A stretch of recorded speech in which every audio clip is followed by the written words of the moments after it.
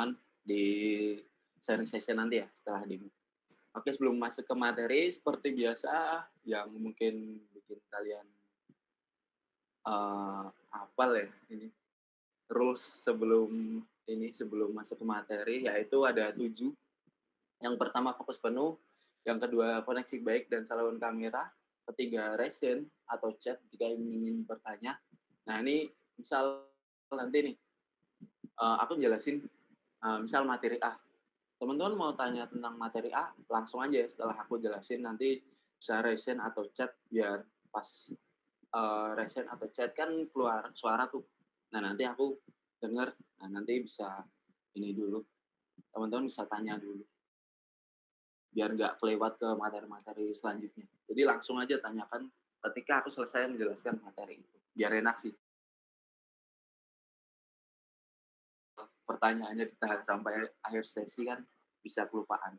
Jadi gitu, lanjut yang keempat, mute jika tidak berbicara, yang kelima tidak mengganggu keberlangsungan sesi, yang keenam mengisi feedback nanti di akhir ya, setelah kuis.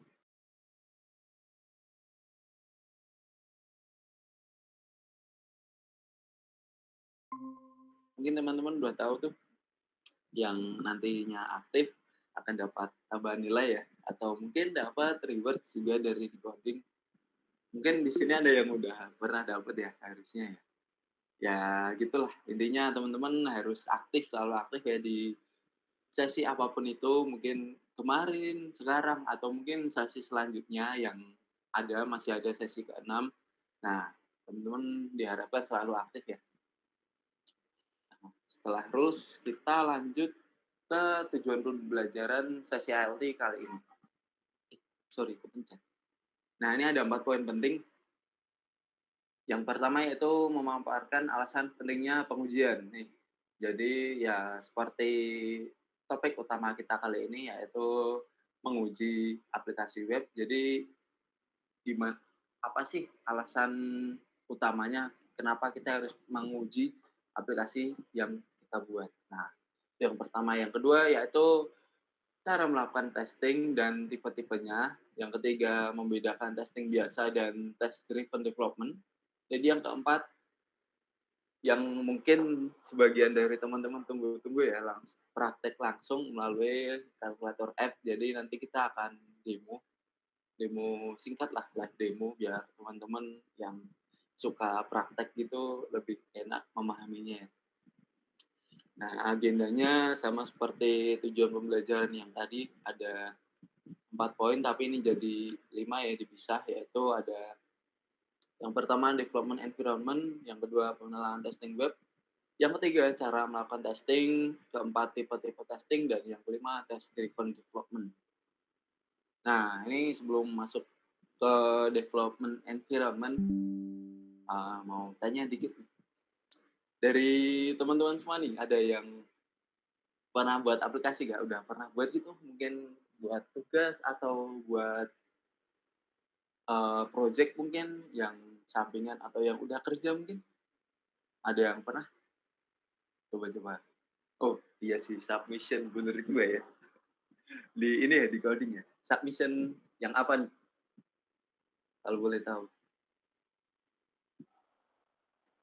Submission berarti ini ya, kelas oh expert. Wis, berarti front-end expert itu kalau nggak salah udah lengkap ya? Submission yang terakhir kah? Atau wah, tugas kelas pemrograman web, wih mantap nih. Ini berarti kalau pemrograman web itu biasanya kalau nggak web dasar ya, terus ntar lanjut ke PHP, bener nggak? Biasanya gitu sih, bener nggak Kak Ahmad? Ah iya bener kan. Jadi itu ya, mungkin teman-teman udah yang kuliah di IT ya atau informatika tuh biasanya udah kenal dikit-dikit lah tentang web. Nah itu mungkin bisa buat pengenalan teman-teman, nanti mungkin menambah expertise-nya teman-teman kan bisa melalui SIB ini. Yang, sepengalamanku ya, SIB ini nggak ada materinya di kuliah.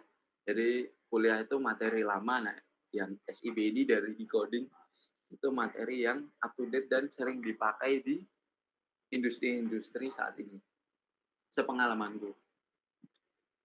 Lanjut, mau tanya ini penjelasanku kecepatan nggak ya? Atau oke udah pas lah temponya? Angkat reaction jempol kalau misal udah oke.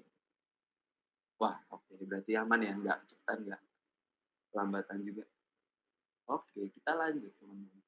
Nah ini materi pertama nih, kita masuk ke development environment. Nah, atau biasa kita sebut apa ya dalam bahasa baku ya, lingkungan pengembangan. Gitulah intinya ya teman-teman. Jadi development environment itu secara umum dibagi menjadi dua, yaitu yang pertama ada pre-production, setelah itu ada production. Nah, pre-production sendiri itu jika kita detailkan lagi, itu bisa menjadi tiga, yaitu ada development, setelah itu testing, lalu staging, dan launch atau production. Nah, apa sih perbedaan dari tiga pre-production ini? Macam-macam pre-production. Yang pertama development. Development sendiri itu pengembangan, sama seperti namanya ya. Jadi teman-teman mengembangkan, ngoding lah buat ini itu biar jadi. Kalau udah jadi secara mungkin tampilan dan fungsionalitas mungkin sudah jadi. Nah, yang kedua itu testing teman-teman. Jadi aplikasi teman-teman nanti dites keseluruhan fungsi, bahkan di luar skenario yang lazim ya, di luar skenario yang umumnya orang jalankan itu biasanya dijalankan juga untuk mengetahui aplikasi kita ini bisa berjalan di luar ekspektasi nggak. Nah, gitu. Jadi di luar skenario yang aneh-aneh nggak. Nah, yang selanjutnya yaitu staging. Nah, staging ini sebenarnya apa ya, kayak jembatan sih. Jadi setelah testing, itu kan testing masih di lokal tuh teman-teman, masih di laptop teman-teman masing-masing. Nah, kalau staging ini biasanya udah di, deploy atau di istilah gampangnya, istilah mudahnya itu bahasa awamnya di-upload lah, di-upload ke server. Nah, staging ini udah di-upload ke server, cuman masih dites, setelah di server itu dites lagi. Kan bisa aja teman-teman ini kan, dependencies atau, versi lah, anggap aja versi Node.js teman-teman sama versi Node.js yang di server itu bisa aja beda. Nah, staging ini buat ngetes nih ketika beda perangkat, apakah masih berjalan dengan lancar atau enggak. Teman-teman mungkin, yang sering ngoding atau mungkin apa ya, kuliah informatika, mungkin tahu ya, pernah ngalamin ya, misal di laptop kalian itu udah lancar, udah oke, tinggal nunjukin ke dosen, ketika dipindah ke laptop temen, itu tiba-tiba hancur sehancur-hancurnya dan nggak bisa jalan sama sekali. Pernah nggak? Ada yang pernah mungkin bisa ini, komen pengalaman kalian? Nah, itu aku dulu gitu sih, pernah sih kuliah, lagi buat aplikasi lah atau web kalau nggak salah. Itu ketika mau ditampilin ke dosen kan itu nggak bawa laptop atau baterai low gitu, dipindah ke laptop temen, malah nggak bisa. Nah, itu sih fungsinya staging itu untuk itu temen. Jadi ketika kita upload ke server, itu apakah masih bisa jalan dengan normal atau enggak. Nah, kalau staging ini udah oke, baru kita launch, baru kita pindah ke production agar bisa digunakan secara publik atau digunakan oleh masyarakat umum. Nah, itu development environment yang apa ya, yang biasa dilakukan oleh developer-developer di luar sana lah. Untuk standarnya ya rata-rata seperti ini. Nah, dari keempat environment ini kita akan belajar tentang testing nih. Mungkin untuk, environment development kan teman-teman udah tuh kemarin 4 sesi ya, 4 sesi ILT Tech ya. Yang pertama ada JavaScript, yang kedua ada kalau nggak salah yang pertama HTML, CSS, sorry.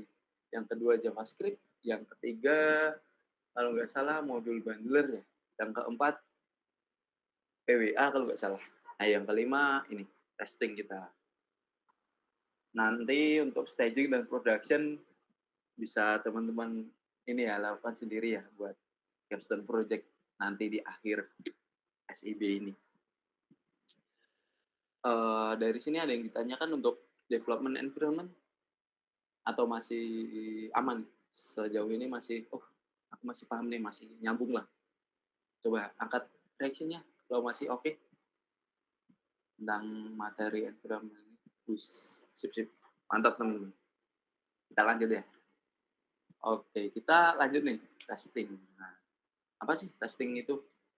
Nah, testing itu sama seperti namanya ya, tes atau pengujian, yaitu suatu proses pengujian yang dilakukan pada suatu produk atau web ya, kalau kita ya, project atau web yang, bertujuan untuk menguji apakah aplikasi kita ini sudah berjalan dengan baik, dengan semestinya ketika user akan menggunakan web kita. Jadi testing itu ya make sure lah atau,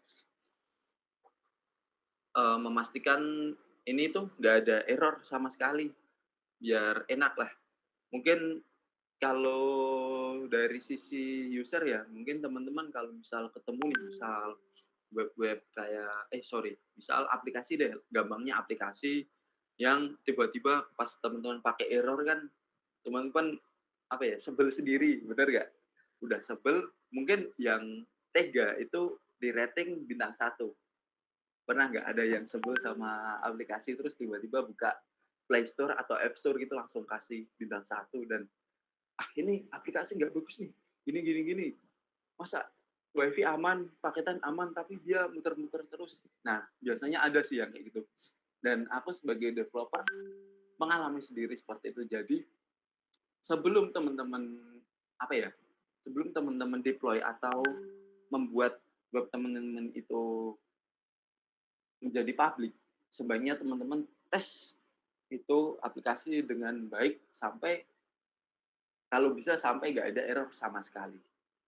Entah itu, skenario apapun itu sampai nggak ada error.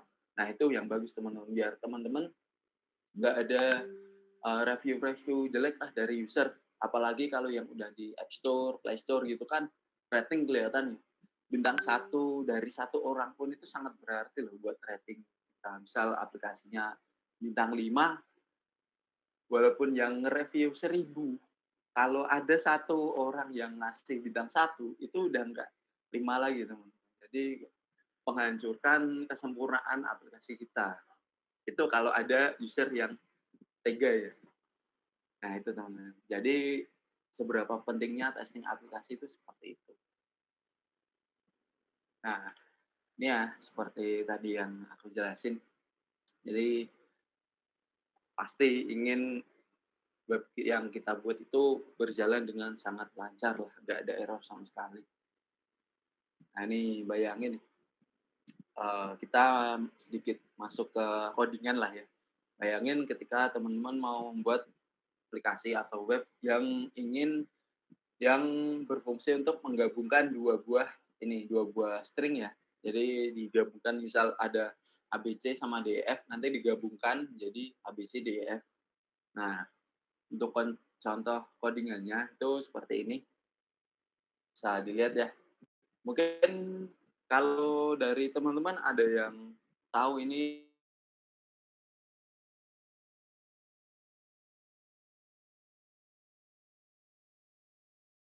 muncul ini berfungsi nggak? Atau ini error nih, errornya kenapa gitu, ada nggak? Coba ada yang tahu? Bisa chat deh kalau malu-malu. Yuk yuk ditunggu ya jawabannya. Atau mungkin belum paham sama sekali? Gimana nih? Ada yang error nggak? Ya aku tunggu deh, aku tunggu sampai ada 1 paling nggak yang jawab. Silahkan dipahami.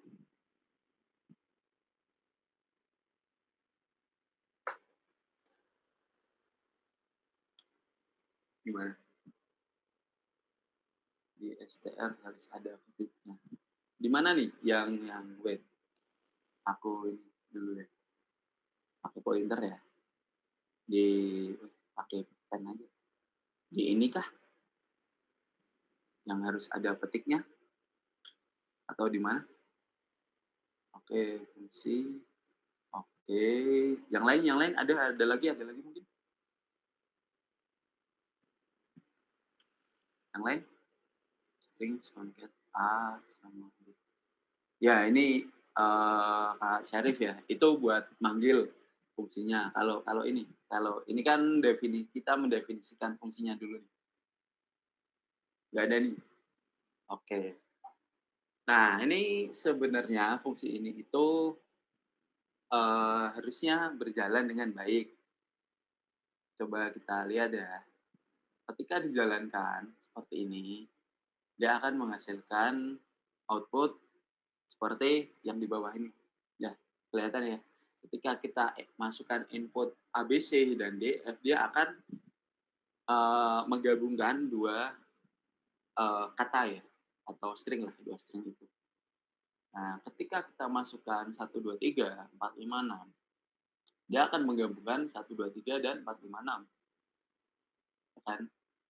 Nah, sejauh ini 2 contoh ini kan berhasil nih, fungsinya berjalan. Ketika kita memasukkan berupa angka atau number, ini laptop charger keluar masuk terus, nyambung nyambung, sorry sorry. Nah, ketika kita masukkan angka, nah dia jadi bug teman-teman. Harusnya kan kayak gini nih, karena fungsi ini kan harusnya menggabungkan 2 string, bukan menjumlahkan 2 angka. Nah, ini kalau kayak gini termasuk bug teman-teman, bukan fitur ya, termasuk bug ini ya. Jadi, maka dari itu kita melakukan testing untuk menghindari ya kasus-kasus seperti ini yang di luar ekspektasi kita lah. Ya ekspektasi kita kan orang-orang misal inputnya string tuh, kan ada juga, tapi kan ada orang yang nggak selalu ngikutin aturan, yang nyeleneh, yang bandel lah.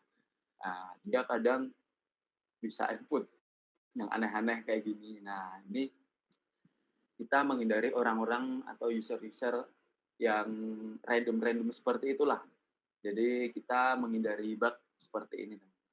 Ya walaupun nggak berefek yang bikin, aplikasi error atau crash gitu enggak, cuman kan ini di luar ekspektasi yang kita harapkan. Jadi sebaiknya kita harus melakukan tes tetap ya. Nah, ketika melakukan tes dalam kasus aplikasi atau fungsi seperti ini kan ini, apa ya, sebenarnya kita masih enak lah, masih ringan dalam menuliskan test case atau kasus-kasus dalam secara manual ya. Kayak gini ada 3 kasus kan kita masukkan manual. Nah, bagaimana jika kita punya aplikasi gede, punya ratusan bahkan ribuan fungsi yang harus kita tes, dan ketika kita mau nambah satu fitur, kita harus mengetesnya ratusan itu satu persatu lagi kan nggak mungkin juga kan. Nah, ini ada cara uji aplikasi macam-macam ya. Yang ada 3 nih, yang pertama manual testing, kayak yang tadi kita coba tes, kita tulis satu-satu, ya itu karena fungsinya cuma satu aja sih, jadi manual oke lah, masih oke. Jadi nggak bikin ribet, nggak bikin kita menghabiskan waktu sangat banyak ya, masih oke manual testing. Ya ini define expectation yang kita seperti tadi, lalu untuk, skala besar kita lebih enak pakai automation testing. Nah, automation testing ini gimana sih? Automation testing ini, kita bisa menuliskan skenarionya dulu teman-teman. Semua skenario kita tuliskan, misal ada 200 fungsi nih, ya kita bisa menuliskan 200 atau lebih skenario untuk fungsi-fungsi tersebut. Jadi biar enak kan. Jadi ketika kita mau ngetes, kita tinggal jalankan skripnya aja, nggak perlu, jalankan satu-satu skenarionya. Jadi misal 200 skenario itu dimasukkan ke dalam satu file. Ya udah kita jalankan file itu aja. Nanti otomatis si, apa ya, kalau kita sebut itu si engine atau si mesin yang buat ngetes atau modul yang buat ngetes ini, dia akan menjalankan, skenario-skenario yang udah kita tuliskan, teman-teman. Jadi lebih enak lah kalau kita misal, development atau mengembangkan aplikasi-aplikasi skala besar. Jadi lebih enak pakai automation testing ya, ini pakai JavaScript testing framework. Nah, ini contohnya nih, teman-teman. Di sini ada contoh fungsi yang kita buat tadi ya. Nah, ini contoh untuk skenario yang akan kita tuliskan untuk testing, teman. Kita bisa lihat ya, ini ada opsi describe, terus ini deskripsinya. Lalu setelah itu, ini ada itu biasanya poin-poin pentingnya, teman. Poin-poin yang akan kita tes. Jadi ini should be able to return state value. Ini deskripsinya ya. Jadi si poin ini maksudnya adalah kita kita berekspektasi bahwa gimana ya? Kita berekspektasi jika fungsi ini dijalankan, dia mengembalikan nilai berupa string ya. Nah, ini kan mengembalikan nilai nih. Nah, si nilai hasil dari ini tuh harusnya mengembalikan berupa string bukan angka. Jadi kita bisa ini ya, bisa masukkan di dalamnya. Jadi ini definisikan sebuah variabel, lalu ini jalankan fungsinya, fungsi ini ya, masukkan ke sini. Lalu kita inputkan ini parameter buat sampel ya. Nah, ini hasilnya. Hasilnya ini nanti type of. Teman-teman tahu type of kan? Atau belum nih? Ada yang tahu type of? Oh, oke, udah tahu ya type of ya. Jadi type of itu bagi yang belum tahu, dia membaca ini si variable result ini dia berupa apa sih tipenya. Nah, nanti di sini itu misal ada number, ada string, ada boolean gitu-gitulah. Nah, jadi variabel ini nanti isinya adalah tipe dari variabel ini. Nah, harusnya si ini kan karena ekspektasi kita berupa string, jadi kita tuliskan perintah di bawah buat validasinya. Jadi kita berekspektasi jika variabel ini harusnya string nilainya.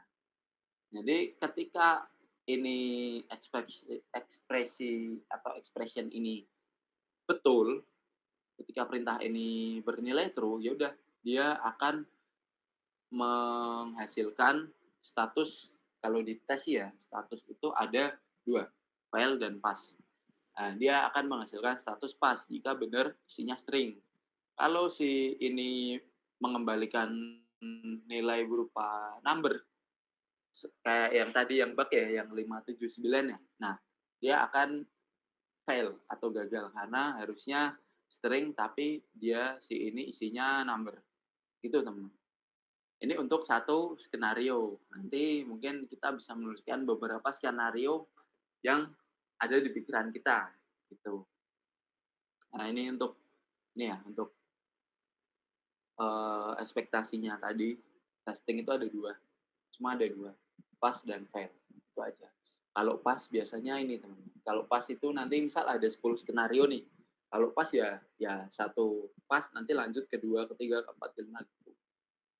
Kalau fail biasanya gini, semua dijalankan dulu, baru ya kalau ada yang fail bisa ditampilkan.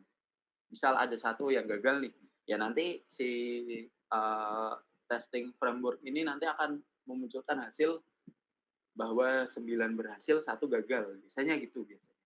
Jadi nggak yang urut satu dulu, terus nanti 1 gagal, ya udah error gitu nggak. Dijalankan semua sih biasanya. Itu teman. Ada yang ditanyakan mungkin untuk ini? Gimana? Aman ya? Yang aman bisa reaction-nya deh. Ya, aku tahu daripada diem-dieman ini kan. Nggak tahu respon kalian. Oke, aman ya?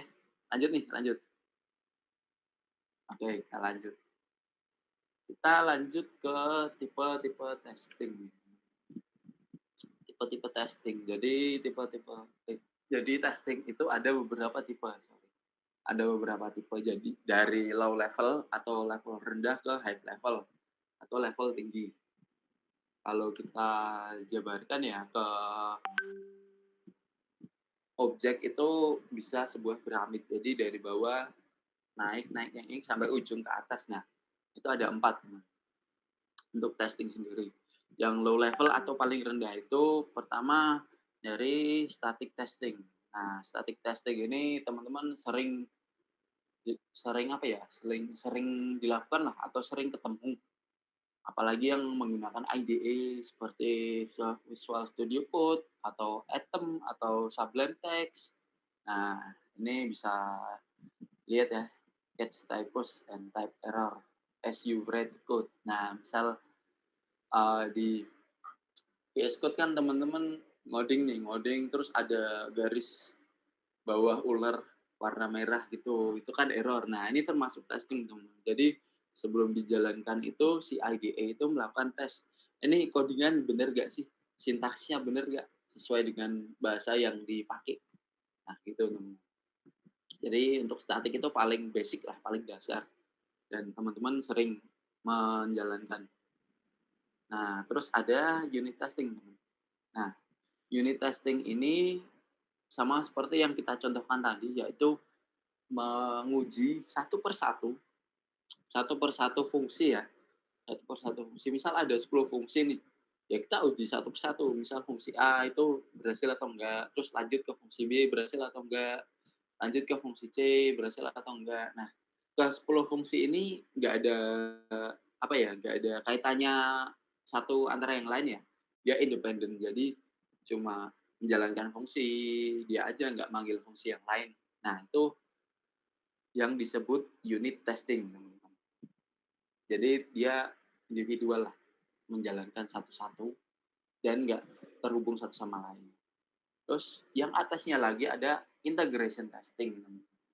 Integration testing ini biasanya menjalankan semua fungsi yang ada di sebuah program atau aplikasi. Jadi ini saling berkesinambungan dari satu fungsi dengan yang lainnya, berjalan secara harmoni lah. Jadi misal fungsi A bergantung dengan B, terus fungsi C bergantung dengan B, fungsi B nanti bergantung dengan fungsi D, fungsi D nanti ke E, nah gitu-gitu. Jadi dijalankan semua kalau bisa berfungsi apa ya, secara harmoni fungsi semua lah. Nah itu bisa dinamakan integration testing-nya teman-teman itu berhasil. Nah paling tinggi nih, paling tinggi levelnya dalam konteks testing ya. Ini ada end-to-end testing atau biasa disebut fungsional testing atau E2E. E2E itu ini ya, end to end. Biar teman-teman paham. Nah, end to end ini dari developer biasanya membuat sebuah apa ya? Ya bahasa awamnya bot sih. Bot atau robot lah. Atau biasa developer nyebut itu scrapping atau apa ya, ya itulah robot. Jadi kita membuat robot dan robot ini kita atur skenarionya juga, perilakunya mau seperti apa. Jadi si robot ini nanti akan membuka, aplikasi kita dalam hal ini web ya, akan membuka web kita berupa kayak window browser gitu, membuka nanti dia browsernya jalan sendiri, sesuai dengan skenario yang akan kita lakukan. Jadi ini lebih, apa ya, lebih lebih mantap lah, testing ini tuh lebih mantap karena kita itu membuat robot yang akan berjalan selayaknya user yang akan mengakses web kita. Jadi, perilakunya ini disamakan dengan user yang akan mengakses web kita. Jadi, misal ada web, anggap aja web kayak decoding deh. Nanti kita robotnya kita atur untuk buka browser, terus URL-nya kita masukkan decoding.com, lalu nanti setelah muncul halamannya kita klik tombol login. Nah, ketika klik tombol login itu nanti bisa klik inputannya user email dan password, nanti bisa diketik juga email passwordnya apa, lalu klik login. Kalau misal berhasil, ya nanti testingnya akan berhasil. Kalau gagal ya fail kayak umumnya lah. Jadi end to end testing itu seperti itu teman-teman. Ini perilakunya persis mirip seperti user yang akan mengakses web kita. Jadi lebih baik lagi lah ketika testing ini berhasil, kemungkinan besar aplikasi kita saat kita publish itu akan berjalan lancar apabila diakses oleh user, karena kita sudah, membuat skenario seperti user ketika akan mengakses web kita, seperti itu. Teman-teman ada yang ditanyakan tentang tipe-tipe testing ini? Silahkan Kak Billy, boleh boleh. Jadi saya mau nanya nih Kak, itu kan yang di tes yang di bagian atas itu kan ada integration test sama end to end test kan Mhm, Kak. Kalau biasanya integration test itu biasanya tuh pakai describe, it, sama expect, sedangkan kalau end to end itu kan pakai skenario ya kan Kak. Nah, bisa mhm. nggak Kak kita melakukan integration test itu tapi pakai metode dari end to end test Kak? Jadi pakai skenario gitu untuk ngecek apakah unit itu seharmoni atau enggak Kak? Oke. Jadi gini, sebenarnya integration test dan end to end test itu mirip. Ya nggak mirip banget lah, mirip-mirip lah, mirip-mirip. Itu integration test bisa kita lakukan skenario, misal kita buka halaman dulu nih, terus kayak tadi ya, kayak tadi kita buka halaman, terus kita klik tombol, kita, login. Cuman integration test itu tidak kompleks atau sedetail end to end. Misal integration test ya cuma kita bisa misal fungsi login-nya ini berfungsi atau enggak. Nanti setelah login kita misal, buka submission misal buka submission itu berhasil atau enggak. Terus setelah buka submission kita misal tes untuk kirim submission itu bisa atau enggak. Setelah bisa nanti kita lanjut ke logout itu bisa atau enggak. Nah, integration test itu cuma mungkin 4 poin itu aja. Misal login, buka submission, submit submission, lalu logout. Udah itu aja integration test. Tapi kan dia urut nih skenarionya nih. Dari awal login dulu dan sampai logout lah. Tapi kalau end to end itu ya sama skenario sama, cuma dia lebih detail. Kayak buka dulu webnya, lalu klik dulu tombol login, masukkan email dan password, klik tombol login, sampai nunggu login selesai, klik dulu kelas submission misal, nanti dilihat, nanti klik tombol submission. Nah, itu poinnya banyak banget itu, sedetail itu kalau end to end testing. Jadi sama seperti kita kalau, buka web deh. Kita kalau buka web kan ya udah ketik dulu, lalu klik tombol login, nggak mungkin kan teman-teman mau submission langsung ketik enter, langsung tiba-tiba submission-nya ke-submit sendiri. Ya itu kalau teman-teman pakai bot. Nah, end to end testing itu seperti itu. Jadi end to end dan integration itu sama sebenarnya, cuman beda di ini, menjalankannya aja. Kalau integration itu masih cuma enter aja nanti menjalankan fungsi-fungsi walaupun semua terhubung ya fungsinya, tapi ya dijalankan satu persatu, sesuai skenario yang kita tuliskan. Kalau end to end itu ya itu, lebih detail, intinya lebih detail dalam mengaksesnya. Lebih apa ya, ya anggap aja robot lah, robot buat menjalankannya, seperti itu sih. Jadi sama sebenarnya untuk melakukan skenario. Itu ya, Baik Kak, menjawab. terima kasih. Oh, ada yang lain mungkin? Belum nih? Udah aman nih yang lain? Yakin ya? Oke deh, kalau yakin, nah, oke, udah mau bisa. Nah, udah berarti dari penjelasan tadi teman-teman udah kebayang ya cara gimana sih testing aplikasi ini bekerja baik dari static, unit, integration, dan end to end. Udah kebayang ya gimana testingnya itu caranya sih gimana kok dia bisa berjalan? Ada yang belum mungkin? Yuk reaction jempol biar tahu. Yang udah oke bisa reaction jempolnya. Ah, sih. Soalnya nggak kelihatan semua nih, nggak kelihatan kalau pada ngantuk. Jadi reaction jempol lebih oke gitu. Oke, aman ya. Nah, ini mungkin setelah ini kita, ice breaking dikit teman. Ini ada tebak-tebakan, mungkin teman-teman bisa persiapkan, kolom